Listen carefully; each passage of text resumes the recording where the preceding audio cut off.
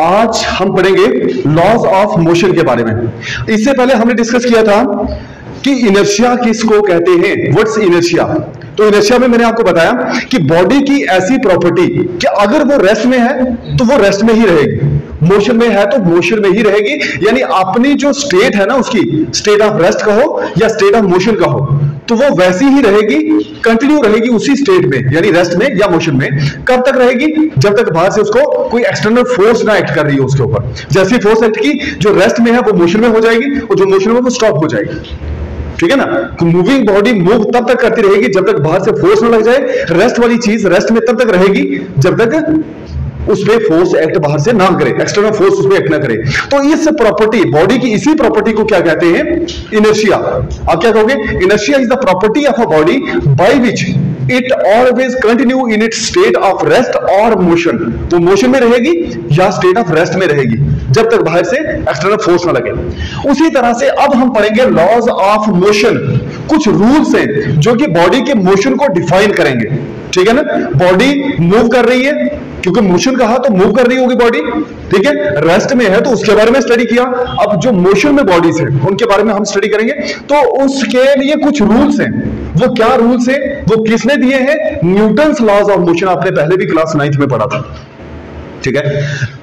Newton's laws of motion, 3 laws हैं। Newton's first law, Newton's second law और Newton's third law of motion. ठीक है? तो सबसे पहले हम डिस्कस करेंगे there are 3 laws of motion.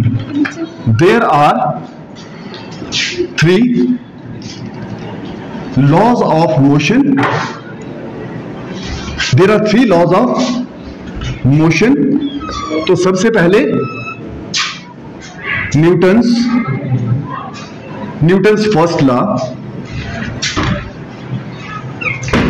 Newton's first law. दूसरा है Newton second law.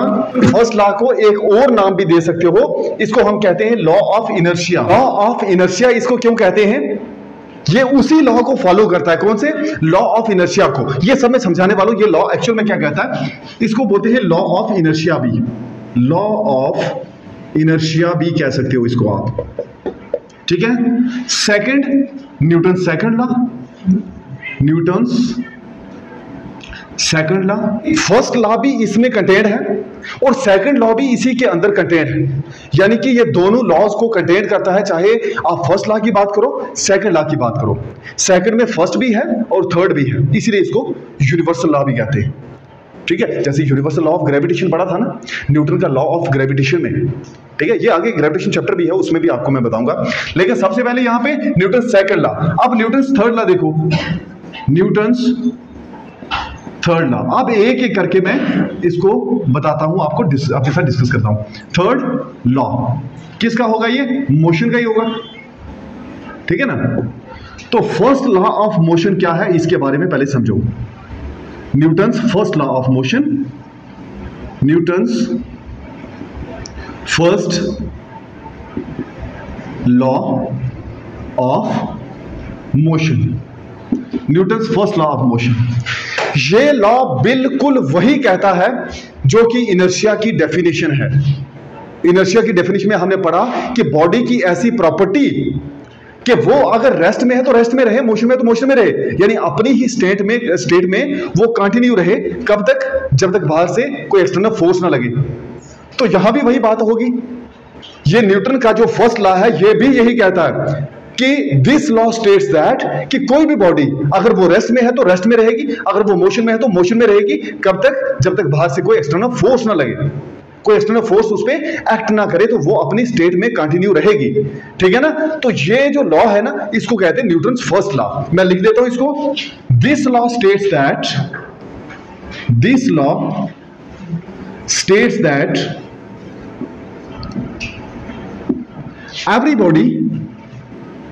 every body continue in its state of rest or motion, अपनी स्टेट में ही रहेगी until और unless, जब तक an external force an external force act on it. जब तक कोई एक्सटर्नल फोर्स ना एक्ट करे तब तक जो बॉडी है वो अपनी जगह पे ही रहेगी, वो वहां से मूव नहीं करेगी, और जो मूव कर रही है वो अपनी मूविंग स्टेट में ही रहेगी, वो रेस्ट में नहीं आएगी, यानी वो स्टॉप नहीं होगी, रुकेगी नहीं, ना ही उसकी स्पीड रिड्यूस होगी जब तक बाहर से कोई फोर्स ना लगे। ठीक है, अगर फोर्स लगा दी तो वो अपनी स्टेट ही बदल देगी, डायरेक्शन भी बदल देगी, अपने स्टेट ऑफ रेस्ट और स्टेट ऑफ मोशन को भी बदल देगी। ठीक है, लेकिन सिर्फ बात किसकी है? फोर्स की। क्या होती है फोर्स? फोर्स क्या होती है? फोर्स का मतलब होता है कोई भी पुश करो या किसी को पुल करो। ठीक है, जो लेकिन पुश या पुल करना ताकि बॉडी अपनी पोजीशन को भी बदल दे।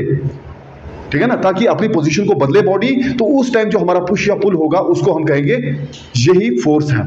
ठीक है, तो यहां पे फोर्स अप्लाई करने पर अब बॉडी को या तो रोकोगे या रुकी बॉडी को चलाओगे। तो न्यूटन का फर्स्ट लॉ देखो, ये बिल्कुल सिमिलर है एज इनर्शिया। दिस लॉ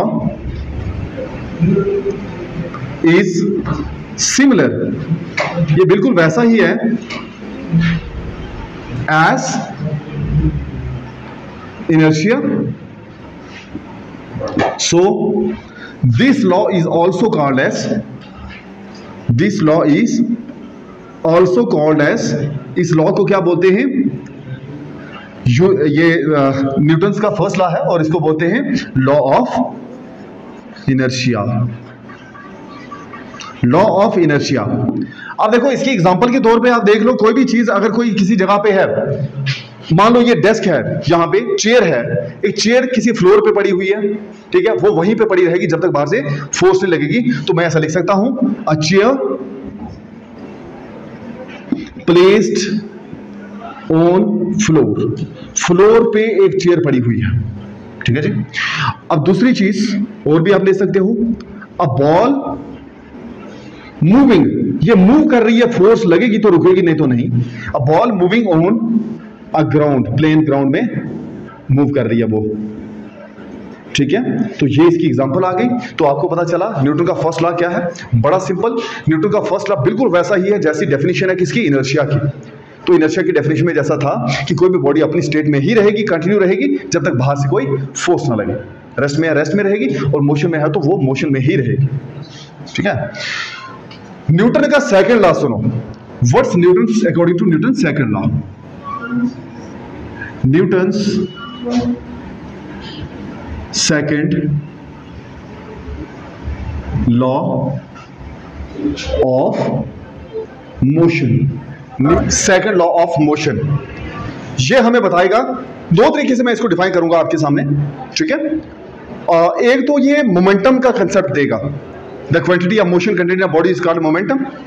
और मोमेंटम को हमने ये भी देखा था कि it's also equal to the product of mass and velocity, P is equal to mv, mass into velocity. ठीक है ना। तो अब यहां पे देखो, न्यूटन का सेकंड लॉ को मैं दो तरीके से डिफाइन करने वाला। सबसे पहला तरीका, this law states that, this law states that, उससे पहले बड़े बार आप ये चीज पढ़ चुके हो कि डायरेक्टली प्रोपोर्शनल और इनवर्सली प्रोपोर्शनल में क्या डिफरेंस होता है। डायरेक्टली प्रोपोर्शनल मतलब एक क्वांटिटी के बढ़ने से दूसरी बढ़ जाए, एक कम होने से दूसरी ऑटोमेटिक कम हो जाए, तो वो क्या होती है? Directly proportional. लेकिन एक के बढ़ने से अगर दूसरी कम हो रही है और साइमल्टेनियसली अगर कोई चीज बढ़ रही है तो दूसरी कम हो रही है, तो इसको बोलते हैं इनवर्सली प्रोपोर्शनल। जैसे मैं यहां पे आपको बताने वाला हूं, एक चीज बढ़ने से दूसरी कैसे बढ़ेगी और एक कम होने से दूसरी बढ़ेगी, या एक बढ़ने से दूसरी कम होगी, वो कैसे होगी, ये भी आप जानने वाले हो। ठीक है, तो सबसे पहले ये देखो। अच्छा, मैं आपको बताऊं, कोई भी चीज का वजन अगर ज्यादा है तो मुझे यह बताओ उस पे फोर्स ज्यादा लगानी पड़ेगी या कम। अगर मैं यहां पे एक्सेलरेशन की बात करूं, एक्सेलरेशन समझ में आता है? बॉडी जब एक्सेलरेट करती है उसकी एक्सेलरेशन होती है, अपनी वेलोसिटी के चेंज होने के रेट को हम एक्सेलरेशन कहते हैं। Acceleration is the change of speed of या velocity of a body. Velocity, rate of change of velocity of a body is called acceleration. ठीक है, स्पीड जब चेंज होती है तो पहले स्लो थी, या ऐसा भी हो सकता है कि बाद में एक्सेलरेट, वो रिटार्डेशन होती है, तो जब बढ़ जाती है स्पीड, कम थी वो ज्यादा होगी, तो वो एक्सेलरेट की बॉडी ने एक्सेलरेट किया।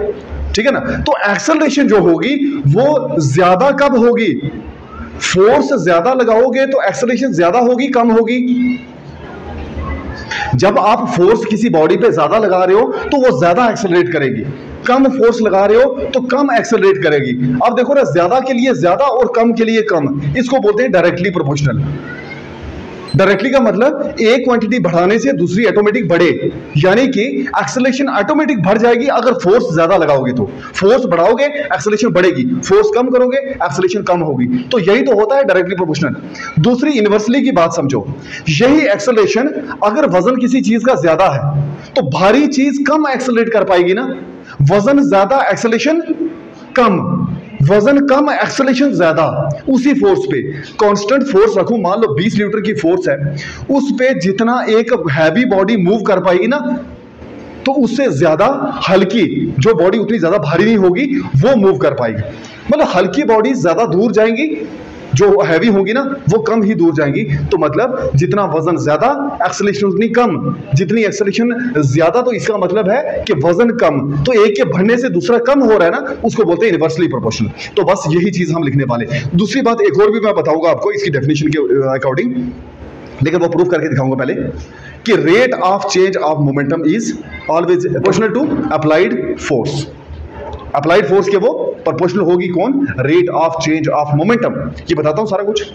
तो सबसे पहली बात, this law states that the acceleration of a body is, दो चीजें बोली मैंने। सबसे पहले डायरेक्टली प्रोपोर्शनल किसके होगी? Directly proportional to force applied. जो फोर्स अप्लाई करोगे उसके डायरेक्टली प्रोपोर्शनल होगी, यानी कि एक्सेलरेशन ज्यादा होगी अगर फोर्स ज्यादा लगाओगे, तो एक्सेलरेशन कम होगी अगर फोर्स कम लगाओ। तो प्रोपोर्शनल टू फोर्स अप्लाइड। और दूसरी चीज के इनवर्सली प्रोपोर्शनल होगी किसके? Inversely proportional to